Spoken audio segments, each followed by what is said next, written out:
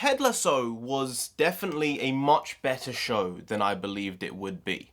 When you look at it from the origins, how the show started, how the concept was created, it was essentially done as a joke marketing strategy for NBC Sports many, many years ago, like 7, 8, 9 years ago for the Premier League when NBC got the rights to football distribution in America. And Jason Sudeikis did like a funny bit with some Tottenham Hotspur players, and I thought it was quite funny at the time. But when they said they were going to make this into a full show, I was unsure as to how they were going to really create a succinct, good television product out of a skit and out of a bit. Color me surprised, they did it. And it's one of the most light-hearted, yet serious, yet heartfelt, engaging, and real stories I've watched on television in an obscenely long amount of time. Everything seems so fake now. Almost as if actual people were in this show and not characters pretending to be people, which is a tough thing to get right. Nowadays, a lot of writing is utter dog shit and you can't get away from it. But for what this was, I have to say, I'm mightily impressed. You were like, oh bitch, what are you doing? You started the video without me. I feel betrayed, to be honest. But you feel as betrayed? Yeah, I feel I was sat in my room like, he didn't just do that to me. He stole it from me. He stole it. Come on, move. Get out of the way. We're not going to do the intro again. Alright, there you go. That's how much this show impacted people. She was like, wait, the review. No, you can't do it without me. No, you can't. Hey, NarendraTheComic again. NONSENSEI. There you go. And right now we're talking about Ted Lasso. Yeah? I think that's about I still right. say it wrong, I think. I'm not sure exactly what the right way to say it is, but as I said there in the intro, very eloquently, because I feel like I speak differently when I'm with you and differently when I'm on my own. I do feel when I was given that intro there, it felt different. I paced myself a bit more. I wasn't being so quick. I wasn't feeling so rushed. So what you're saying is when I'm here, you're expecting me to cut in, so you're just blasting through your words. Sometimes, but I think you do the same because you expect me to also cut in at different times. But to put it plainly, the show was just good. The show was better than good. Oh, I'm saying it was plain good. Like, it was good on good on good. Yeah, it kept leveling up, but not in the kind of giant leaps way. It was just like a little bit more each episode. The characters, they were very clear-cut from the beginning. But the one thing I enjoyed the most about the show is it wasn't trying to be anything that it wasn't, you know? It was just exactly what it said on the tin. It was enjoyable. It wasn't the sort of show that's like, we're going to make you think deeply about the meaning of life. Yeah. But it was more like, we're just going to make you think a little bit about what makes you happy. Yeah. And what happiness constitutes, but in like a very soft way, nothing too intense. The basic stuff. We're going to make you care for this person. Yeah. We're going to make you feel what they're feeling and understand what they're feeling. Oftentimes without words. A lot of the hard-hitting emotional scenes were just silent. They were very quiet and just pensive. And as an audience, I really appreciate that. It's actually kind of taking your audience at face value and saying, I know you can empathise. We're not going to try and go above and beyond to make you feel things. We're going to do exactly what's necessary and we think you're going to respond to it. And then we did. The one thing which I wish they did more of in the show was include the football more. I think the football was like a secondary thing to the overall story. So I hope in season 2 there's more leaning on the football side of things. I don't want to see full football matches in this show. I want to see like clips, each show having like a 5-minute football segment or where they're talking about halftime and tic-tacs and tactics in the changing rooms. But I think in some ways maybe it was better that wasn't there and they structured the show the way they did, because that way you really got to know each of the people well enough so you'd care about them. You know, I mean, when you look at Ted Lasso, when you say the word so many times... Yeah, it starts to sound like a fake word. There you go, right?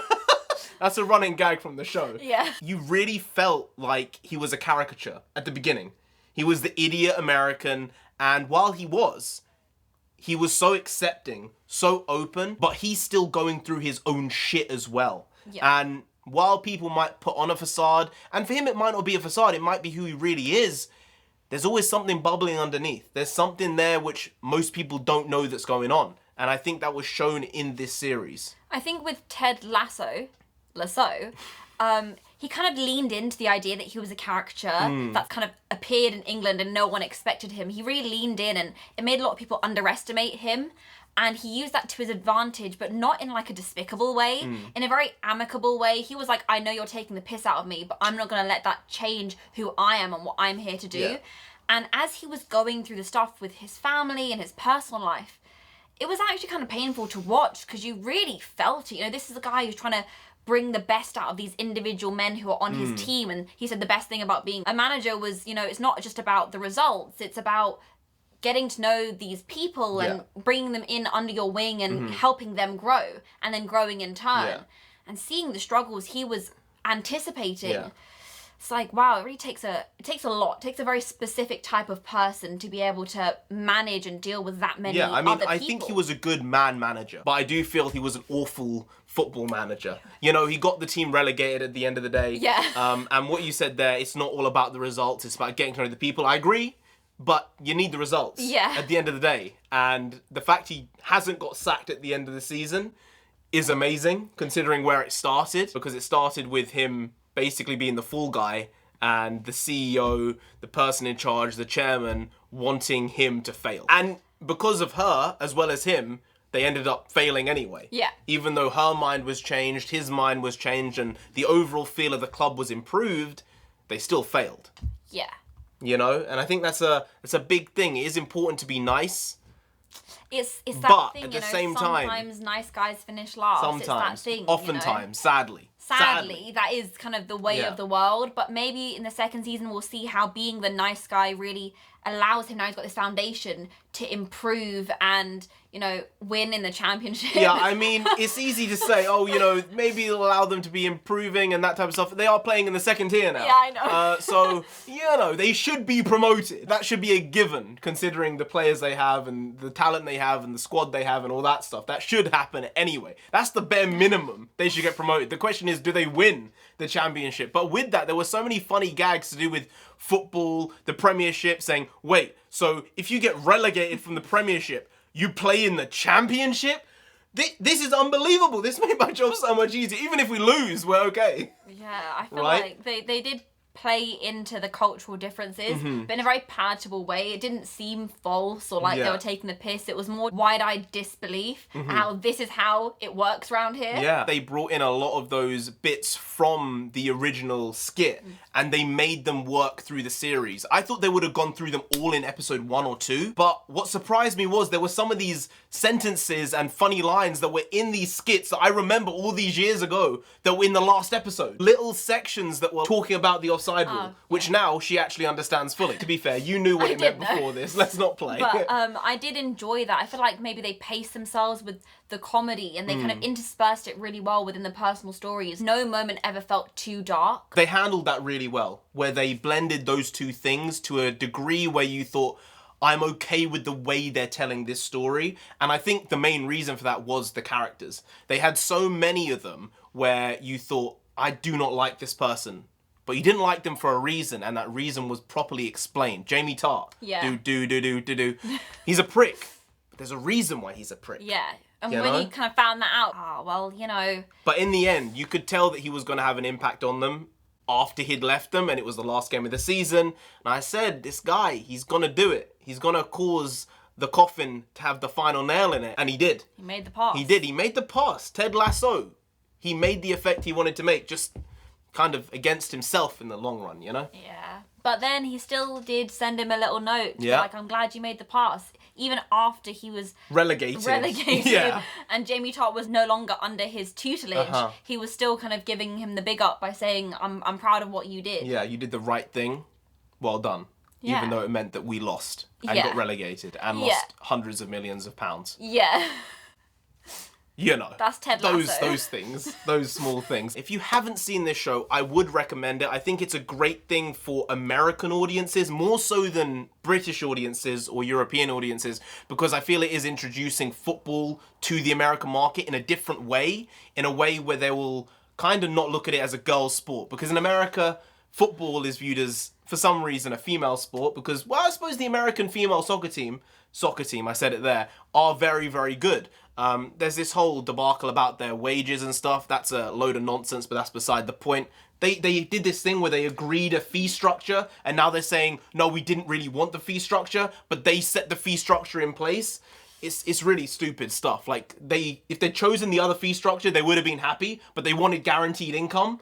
It's very weird. They messed up, honestly, and now they're facing the repercussions of them choosing the wrong deal when they had both deals in front. It's dumb.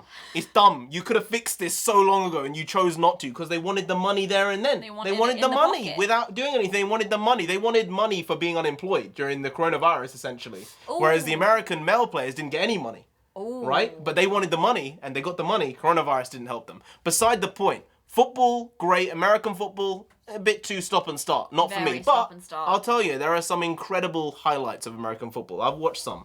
And people get rocked hard. That's the only reason you watch American football. Absolutely. Anyway, guys, if you did enjoy this video, please like, share, comment, and subscribe to the channel down there. If you didn't, Ted Lasso himself gonna come after you. Do they want that? I think they want that. They probably would want that. You know what? You know what? You won't get any biscuits if you don't subscribe. So they should subscribe, right? Subscribe. Great. Now, I've been NarendraTheComic. I've been a NONSENSEI. She has been NONSENSEI. Wow, I was preempting you to be like, nah, but you have been NONSENSEI. I have been. You've been great, and we'll see you next time. That's tomorrow. If you don't know, make a video every single day. Been doing it every day for over 1,000 days now. We ain't stopping until we get to 10,000 subscribers. So do subscribe. Pop back again tomorrow for some more quality shitty content, because we're hashtag never not here. Just how it goes. Also bring the pakwas. Pakwas means nonsense in Punjabi, and we also bring that. Bring a lot. Bring a little, do a lot, do a little, but we do indeed bring the quality shitty content on a daily basis. So see you tomorrow. More of the same. Slightly different, but essentially the very same. Once more. See you then. Skadoosh.